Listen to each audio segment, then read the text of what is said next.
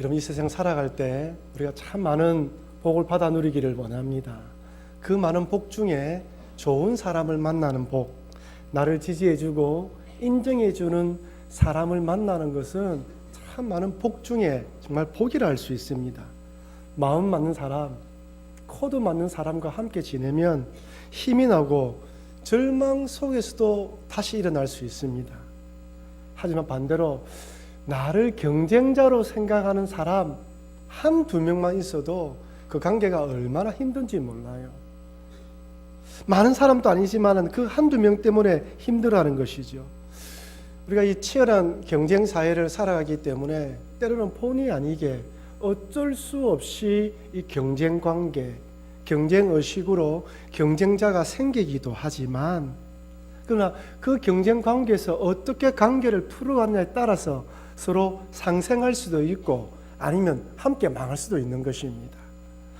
영어로 경쟁자를 라이벌이라고 합니다. 이 단어의 어원이 강을 뜻하는 리버에서 나왔다고 합니다. 한 강줄기에 사는 사람들끼리 경쟁한다는 것이죠. 맞는 말이지 않습니까? 한 강줄기에 살기 때문에 어느 날 비가 많이 와서 홍수가 나면 서로 힘을 모아서 뚝을 쌓고 댐을 쌓아서 어려움을 이겨나가지만은 가뭄이 들 때는 어떻게 합니까? 여러분, 뜨거운 여름에 가뭄이 들면 논밭이 거북이 등처럼 쩍쩍 갈라지지 않습니까? 그러면 농부들의 마음도 이 거북이 등처럼 쩍쩍 갈라진다고 합니다. 어떻게 해서 물을 대야 되는데 물이 없으니까 그동안 친하게 지냈던 이웃 사촌과도 물 때문에 싸워서 원수지간이 되기도 하는 것이죠. 그러니 같은 업종, 같은 일 하는 사람들끼리 경쟁하면서 라이벌이 되지 전혀 상관없는 사람들끼리 경쟁하지 않는 것 같습니다. 근데 때로는요, 전혀 연관이 없는 것처럼 보이는데도 경쟁하는 경우가 있어요. 여러분 한번 생각해 보십시오. 스포츠, 의류나 신발을 만드는 회사의 경쟁 상대는 어디일까요? 동종업종에 같은 신발을 만들고 같은 스포츠 의류를 만드는 그런 브랜드 회사와 경쟁하지 않겠습니까?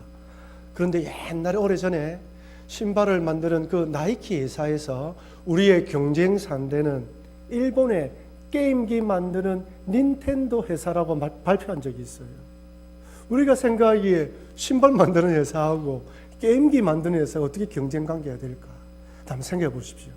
한참 뛰어다니고 운동해야 되는 청소년들이 또는 청년들이 게임에만 몰두한다면 관심이 스포츠에서 멀어지면 자연스럽게 어떻게 됩니까? 스포츠 의류 이런 제품들의 수요가 줄어드는 것입니다. 이것을 알고 이 나이키사는 닌텐도 만드는 회사를 경쟁 대상자로 생각한다고 밝힌 것이죠. 그러니 때로는 전혀 연관이 없는 업종이지만 경쟁 관계가 될 수 있습니다.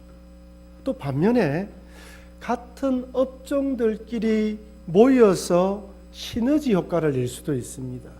여러분, 우리 전포동 주변이 많이 발전하고 있지 않습니까? 특별히 저기 NC백화점 주변에 있었던 이 부속 상가들이 없어지고 카페들이 생기면서 카페 거리가 되었습니다. 우리가 생각하기에 저 골목에 저렇게 많은 커피숍이 들었으면 어떻게 살아갈 수 있을까? 제 살 깎여 먹기 경쟁하는 것은 아닌가 하는 생각이 들지 않아요. 그런데 카페 거리라는 소문이 돌면서 입소문이 나면서 많은 사람들이 주말만 되면 많은 사람들이 그 거리를 찾는다는 거예요. 관광객도 많이 찾는다고 합니다. 그러니 같은 업종의 사람들이 몰려 있어도 이런 시너지 효과가 나서 서로 상생하게 된다고 합니다. 경쟁이라는 것 자체가 좋은 의미는 아니지만 그러나 어떻게 받아들이냐에 따라서 사람을 현실에 안주하려고 하는 사람을 일어나게 만들고 더 도전하게 만드는 긍정적인 의미도 있습니다. 하지만 경쟁 심리로 경쟁자라고 단정짓게 되면서 경쟁의 심리를 가지게 되면 자칫 잘못하면 관계도 나빠질 뿐 아니라 서로 뭐하게 되는 것이죠.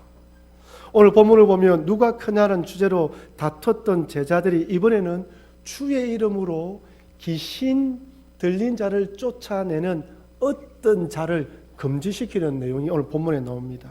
누가복음 9장 49절입니다. 제가 읽어드리겠습니다. 요한이 여짜오되 주여 어떤 사람이 주의 이름으로 귀신을 내쫓는 것을 우리가 보고 우리와 함께 따르지 아니함으로 금하였나이다. 요한이 대표로 예수님께 말했지만 주제는 뭡니까? 우리 제자들이 그 사람 행황을 보았고 우리 제자들이 마음을 모아서 금지시켰다라고 보고합니다. 왜 요한은, 아니 제자들은 귀신 들린 자를에서 귀신을 쫓아내는 그 어떤 사람을 금지시킨 것일까요? 제가 보기에는 여기 한 두 가지 뜻이 있는 것 같습니다. 첫 번째는 이런 일은 제자들만의 고유 영역이라고 생각했기 때문입니다. 다른 사람, 아니 제자들만 해야 된다는 것이죠. 마가복음 3장에 보면 예수님께서 제자들을 왜 불렀는지 설명해 주십니다. 마가복음 3장 14절 15절 말씀 같이 읽겠습니다. 이에 12를 세우셨으니 이는 자기와 함께 있게 하시고 또 보내사 전도도 하며 귀신을 내쫓는 권능도 가지게 하려 하심이러라. 12를 세웠는데 자기와 함께 있고 또 전도도 하고 귀신도 내쫓는 권능도, 즉 제자들의 생각에는 예수님이 이렇게 말씀하셨으니까 귀신 쫓는 행위는 자기들만 자기들의 목이라고 생각했던 것이죠. 근데 예수님의 생각은 달랐습니다. 아니 예수님은 이런 의도가 아니었습니다. 비록 제자들처럼 예수님을 따르지 않는다 할지라도 예수님의 가르침을 받아들이고 예수님처럼 불쌍히 여기는 마음으로 기도하면 얼마든지 귀신이 쫓겨날 수 있도록 만들어 놓았습니다. 하나님의 은혜와 능력을 예수님의 12 제자들에게만 국한시킨 것이 아니라 예수님께서 원하시는 믿음을 가진 모든 사람들에게 오픈해 놓았던 것이죠. 여러분 한번 생각해 보십시오. 예수님에 대한 믿음이 없는 사람이 예수님 이름으로 귀신을 쫓아낼 수 있겠습니까? 아니 예수님에 대한 믿음이 없는 사람이 예수님의 이름으로 귀신을 꾸짖는다고 귀신이 도망가겠습니까? 예수님의 이름으로 귀신을 쫓아낸다는 것은 그만큼 예수님을 믿는다는 증거이죠. 비록 공식적인 제자는 아니들 할지라도 이런 믿음을 가진 숨은 제자들이 많이 있다는 것입니다. 민수기 11장에 보면 출애굽한 이스라엘 백성들이 광야에서 고기가 없다고 하나님께 원망을 틀어놓습니다. 근데 그 구절을 보시면 재미있게 되어 있어요. 이스라엘 백성들이 먼저 원망한 것이 아니라 이스라엘 백성 중에 섞여 살던 다른 인종들이 탐욕을 품어 불만했다고 기록되어 있습니다. 그렇게 불만하자 이스라엘 백성들도 전염되지 않습니까? 같이 받아서 고기가 없다고 울면서 불만했어요. 그래서 모세는 하나님께 하나님 이 많은 백성을 다스리기가 힘이 듭니다라고 하소연했고 하나님은 모세에게 노인들 중에서 70명을 뽑아 해막으로 데려오면 동일하게 하나님 영을 부어주겠다고 약속하십니다. 그래서 모세는 70명의 장로를 뽑아서 진중에 나와서 해막에 모이게 했고 그때 하나님 약속하신 말씀처럼 그들에게 성령이 임했어요. 근데 놀라운 것은 70명 중에 이름은 포함되었으나 어떤 사정인지 모르겠지만 해막에 나오지 않고 진중에 남아있던 2명의 장로에게도 동일하게 하나님의 영이 임하여 예언했던 것입니다. 민수기 11장 26절 말씀 같이 읽겠습니다. 그 기명된 자 중 엘다시라 하는 자와 메다시라 하는 자 2 사람이 진영에 머물고 장막에 나아가지 아니하였으나 그들에게도 영이 임하였으므로 진영에서 예언한지라. 여기서 기명된 자란 말은 70명의 명단에 포함됐다는 거예요. 근데 무슨 이유인지 모르겠어요. 몸이 아팠는지 어떤 이유인지 모르겠지만 진중에 남아있었던 것이죠. 근데 하나님께서는 동일하게 그들에게도 영이 임하여 예언하게 만들었습니다. 이것을 본 여호수아가 모세에게 달려와서 저렇게 예언하는 사람들 회막에 나오지도 않았고 모세가 있는 가운데에서도 영이 임하지 않았으니까 말리라고 모세에게 이야기를 합니다. 아마 여호수아는 질서도 원칙도 없이 하나님의 영이 임하면 문제가 생긴다고 생각한 것이죠. 마치 제자들이 예수님께서 제자들에게만 이런 능력을 행해야 한다고 생각했던 것처럼 여호수아는 말렸던 것 같습니다. 근데 모세가 이렇게 이야기를 해요. 민수기 11장 29절입니다. 모세가 그에게 이르되 내가 나를 두고 시기하느냐? 여호와께서 그의 영을 그의 모든 백성에게 주사 다 선지자가 되게 하시기를 원하노라.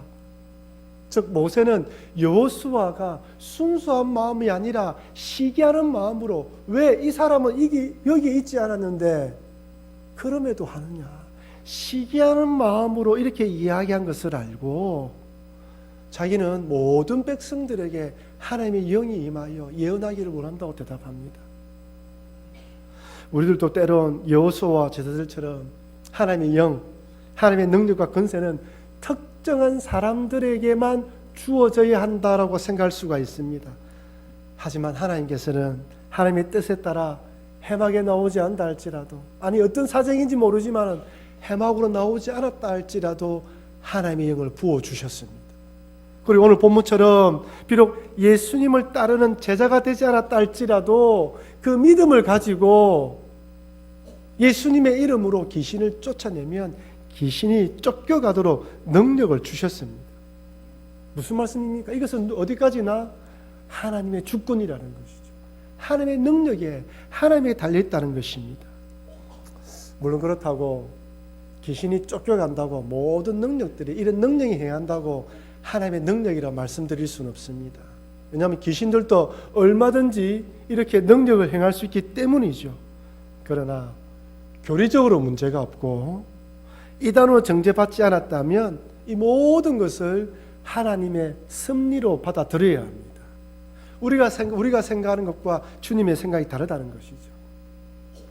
두 번째로, 왜 제자들이 이 귀신 들린 자를 쫓아내는 이 사람을 금지시켰냐면 예수님의 사역에 방해될 수 있다고 생각했기 때문입니다. 질서와 법 그리고 규칙도 없이 아무나 예수님의 이름으로 능력을 행한다면 좋을 때는 좋지만 안 좋을 때는 심각한 문제가 생기게 됩니다.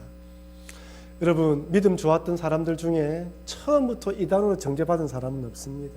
순수한 믿음, 주님 사랑하는 열정으로 시작했다가 예수님의 이름으로 능력과 권세가 나타나서 교만해져서 자신이 메시아라고 주장하면서 이단으로 빠진 사람들이 적지 않습니다. 아마 제자들도 자칫 잘못하면 이렇게 규제를 받지 않고 통제를 받지 않으면 나중에 예수님의 이름을 더럽히고 하나님 나라 확장에 방해될 수 있다고 생각하면서 금지시켰을 수도 있습니다. 네, 여러분, 정말 제자들의 본심은 무엇이었을까요? 드러내놓은 이유, 명분은 이것입니다. 하지만 그들의 속마음은 어떤 것일까요?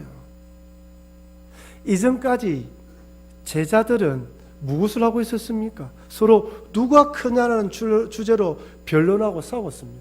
서로 시기하고 경계하고 다퉜던 것이죠. 그런데 귀신을 쫓아낸 이 사람에 대해서는 의견이 똘똘 뭉쳤습니다. 한 마음 한 뜻이 되었어요. 이전까지는 마음이 모아지지 않아서 서로 경계했던 제자들이 이렇게 한 마음 한 뜻이 될 수 있었던 이유는 무엇일까요? 그 사람을 경쟁자로 생각했기 때문입니다. 예수님께서 베나산에 계실 때 귀신 들린 아이를 데려온 그 아버지, 그 귀신 들린 아이에서 제자들이 귀신을 쫓아내지 못했어요. 근데 오늘 본문에 제자도 아닌 사람, 어떤 사람, 이름도 나타나지 않는 이 사람이 귀신을 쫓아냈으니 자칫 잘못하면 제자들, 지금까지 제자들이 가졌던 기득권, 제자로서 누렸던 그런 모든 것들을 다 빼앗길 수 있다고 생각한 것이죠. 그래서 한 마음 한 뜻으로 그 사람이 일을 하지 못하도록 금지시킨 것입니다. 여러분 잘 기억하십시오. 높은 자, 큰 자가 되려는 야망과 욕심에 빠지게 되면 적군과 아군을 구분하지 못하게 됩니다. 경쟁의식이기 때문에 동력자도 경쟁자로 취급하고 자기의 이익에만 급급하여 전체를 보지 못하게 만드는 거예요. 그래서 예수님께서는 제자들에게 이렇게 권면합니다. 누가복음 9장 50절 말씀 우리 같이 읽겠습니다. 예수께서 이르시되 금하지 말라. 너희를 반대하지 않는 자는 너희를 위하는 자니라 하시니라. 한마디로 반대하지 않으면 같은 편, 우리 편이라는 거예요. 드러내어 놓고 따르지 못한다 할지라도 반대하지 않는 자면 같은 편이라는 것입니다. 그 당시 종교 지도자들은 예수님의 사역을 떼어놓고 반대했어요. 하지만 많은 사람들이 반대하지 않고 예수님을 따랐습니다. 여러분 니고데모나 아리마대 요셉을 보십시오. 12명의 제자에 포함되지 않았지만은 그가 예수님의 숨은 제자라는 건 다 알고 있습니다. 그래서 따르지 않는다 할지라도 예수님의 이름을 가지고 능력을 행한다면 같은 믿음을 가진 사람으로 인정하라는 것입니다. 우리는 이 자리에 이렇게 모여서 한 자리에 모여서 신앙생활을 합니다.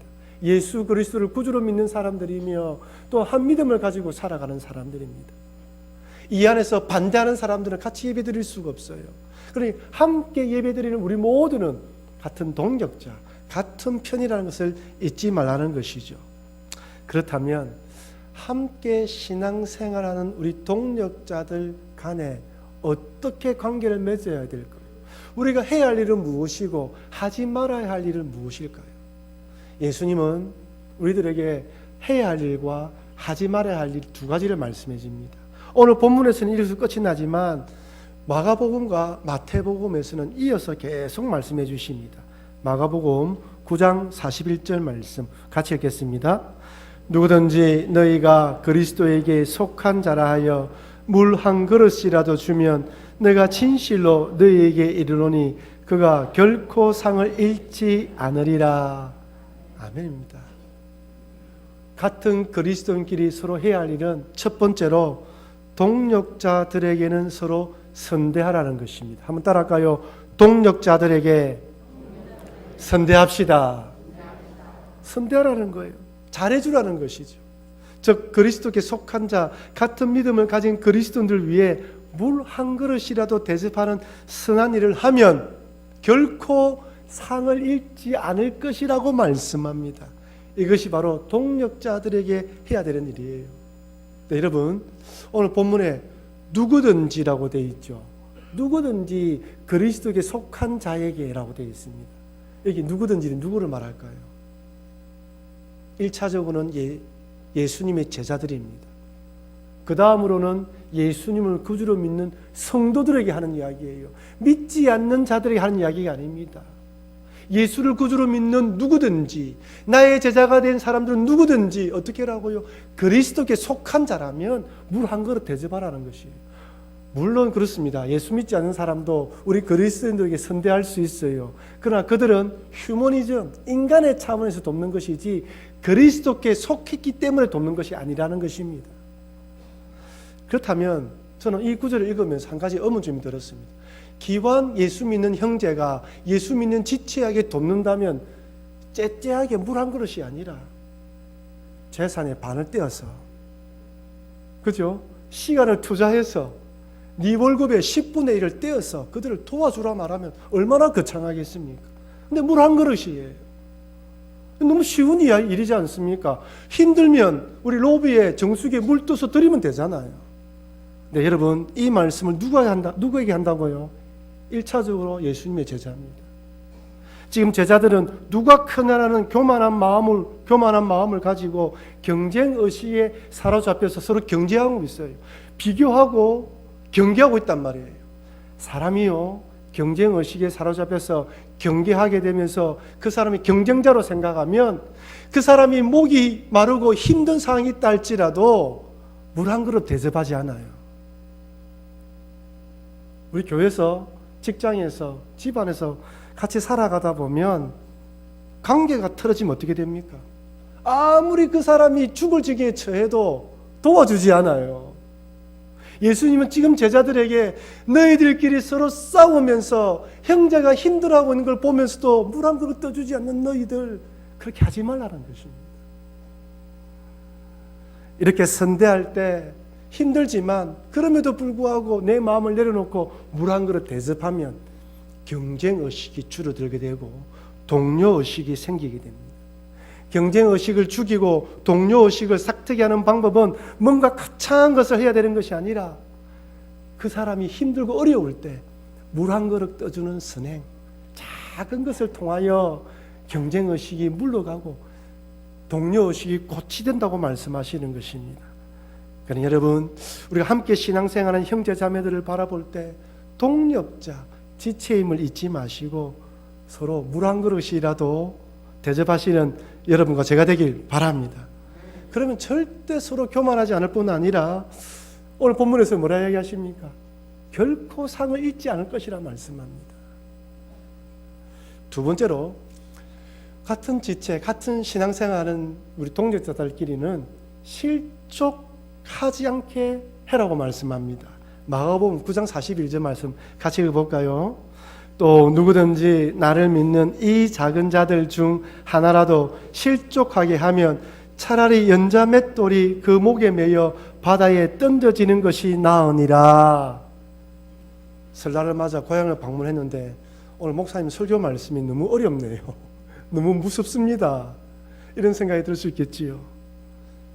이런 자를 실족하게 만들면 연자 맷돌을 메고 바다에 던져지는 형벌을 받는 것이 하나님 앞에 섰을 때 하나님의 진노를 받는 것보다 낫다는 거예요. 그만큼 주님이 심각하게 생각한다는 것입니다. 네, 여러분, 우리들이 예수님을 믿어 구원을 받았지만 이 육신의 몸을 입고 있기에 완벽하고 완전하지 않지 않습니까? 본의 아니게 의도하지 않았는데 남을 실망시키고 실족시킬 수 있습니다. 아마 여러분들 가운데에 목사인 저를 통하여 실족하신 분도 있을 수가 있어요. 여러분, 우리들 가운데 어느 누가 자신 있게 나는 우리 지체를 한 번도 실족시키지 않았다 말씀하실 분이 누가 있겠습니까? 그 다음 정말 예수님은 이런 의도로 말씀하신 것일까요? 정말 이런 어쩔 수 없는 상황 가운데 있는 우리들을 두고 말씀하신 것일까요? 아닙니다. 제자들처럼 높은 자가 되려는 교만한 마음과 제자로서의 기득권을 지키기 위해 동력자를 경쟁자로 취급하는 악한 마음으로, 악한 의도로 믿음 약한 지체를 실족시키는 행위를 하지 말라는 거예요. 나를 높이기 위해서 나의 교만한 마음으로 의도적으로 남을 실족해 하는 행위를 하지 말라는 것입니다. 그렇다고 오늘 본문에 등장하는 어떤 사람이 예수님의 제자보다 믿음이 약하다고 말씀드리는 게 아니에요. 제자와 어떤 사람이라는 관점 속에 봤을 때는 제자가 좀 높은 자라고 할 수 있습니다. 같은 신앙생활을 하지만 내가 먼저 신앙생활을 했다면, 내가 직분을 받았다면 이분이 높은 자라 할 수 있어요. 여기에 있는 사람이 섬기는 마음이 아니라 교만한 마음을 가지고 실족해 하는 행위를 하지 말라는 것입니다. 그러면서 예수님께서는 더 심각한 말씀을 합니다. 마가복음 9장 43절 말씀 같이 읽겠습니다. 만일 내 손이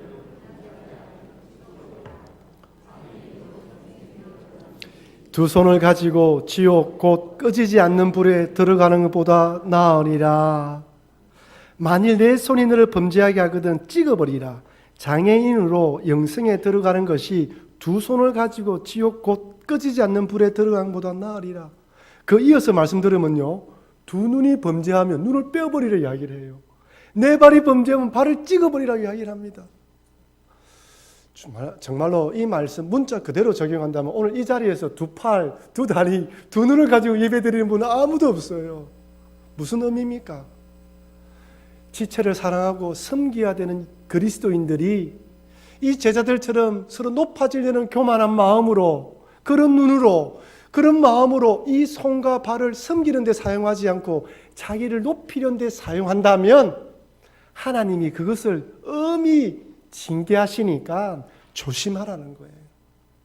늘 자신을 돌아보면서 자기 자리에서 교만하여 남을 실족해 만드는 손이 되지 말고, 남을 실족해 만드는 발이 되지 말고, 남을 실족해 만드는 눈이 되지 않도록 늘 자신을 돌아보고 경계하라는 것이죠. 이런 일은 누가 하는 일입니까? 예수 믿지 않는 사람, 아니 사단 마귀에 속한 자들이 하는 행위인데 예수 믿는 사람들이 어떻게 할 수 있냐라고 주님이 말씀하시는 것입니다.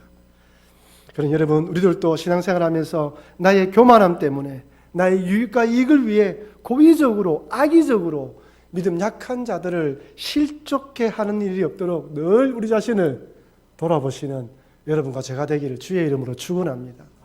그래서 교회뿐만 아니라 가정에서도 마찬가지예요. 명절날 우리 다 모이는데 본의 아니게 뭐 돈이나 다른 것으로 인해서 서로 마음 상할 때가 있잖아요. 돌아보라는 것이죠. 이렇게 말씀하신 예수님께서는 마지막으로 제자들에게 소금을 두고 서로 화목하라고 말씀합니다. 마가복음 9장 50절 같이 읽겠습니다. 소금은 좋은 것이로되 만일 소금이 그 맛을 잃으면 무엇으로 이를 짜게 하리요? 너희 속에 소금을 두고 서로 화목하라 하시니라. 아멘. 한번 따라합시다. 서로 화목하라. 예수님의 결론이에요. 제자들에게 서로 화목하라는 거예요. 무엇을 두고? 소금을 두라고 이야기를 합니다. 여러분, 우리 소금에 대해서는 많은 이야기를 들었습니다. 소금은 맛을 내죠. 또한 썩지 않게 만듭니다. 소금은 또한 병균을 없애고 만들어요. 제가 인터넷에 소금의 효능을 치보니까 24가지 좋은 점이 쫙 기록되어 있더라고요.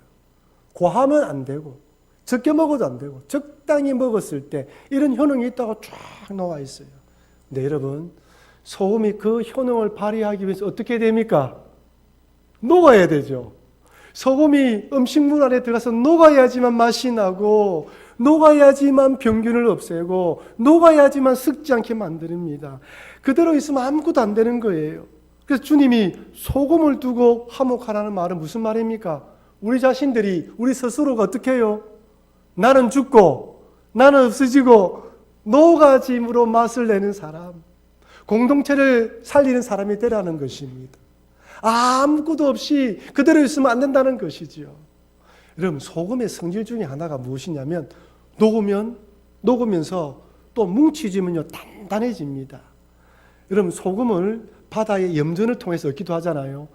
하지만 또 소금은 어디서 캡니까? 산에서 캐요. 히말라야 염전, 폴란드의 소금 강산. 폴란드의 소금 강산에 들어가니까요, 지하 50m에서 200m까지 소금을 캐는데 얼마나 단단히 붙어 있는지 망치와 정으로 캐지 않으면 안 되는 거예요. 녹아서 서로 단단하게 연결되어지는 이 소금의 역할을 더하여 서로 화목하라고 말씀하시는 것입니다. 사랑하는 성도 여러분, 누가 크냐는 주제로 다퉜던 제자들은 예수님을 따르지 않으면서 귀신을 쫓아내는 동력자를 경쟁자로 생각하며 금지시켰습니다. 높아지려는 교만한 마음과 경쟁의식으로 좁아진 마음과 이기적인 생각으로 동력자를 경쟁자로 판단했던 것이죠. 예수님은 이런 제자들에게 반대하는 자가 아니면 어떻다고요? 같은 편이다. 우리는 같은 편이라는 거 잊지 말라고 말씀합니다. 그리고 우리는 같은 편이기 때문에 어떻게 하라고요? 선대하고 고의로 악의적으로 실족해 하는 일이 없도록 자신을 돌아보라고 말씀합니다. 그러니 오늘 말씀을 통해 우리 부산복교회 신앙생활 우리 모두는 하나님께서 한 마음 한 뜻으로 함께 신앙생활하게 만들었다는 것을 잊지 마시고 우리들은 동력자이고 한 지체이며 한 편임을 기억하시면서 서로가 서로에게 선대하시길 바랍니다. 나를 높이려는 마음으로 교만한 마음으로 악의적으로 실족해 하는 일이 없도록 최선을 다해 자신을 돌아보시는 여러분과 제가 되길 바랍니다. 아울러 또한 우리 모두 다 소금처럼 녹아져 맛을 내며 썩지 않게 하는 역할을 해서 우리 부산북교회 신앙공동체가 든든하게 만들어 나가는데 힘쓸 뿐 아니라 또한 화목하게 만들고 굳건하게 세워져 가는 데 앞장서시는 여러분과 제가 되어 하늘에 섰을 때 잘했다 칭찬받을 뿐 아니라 큰 상도 받으시는 여러분과 제가 되길 주의 이름으로 축원합니다.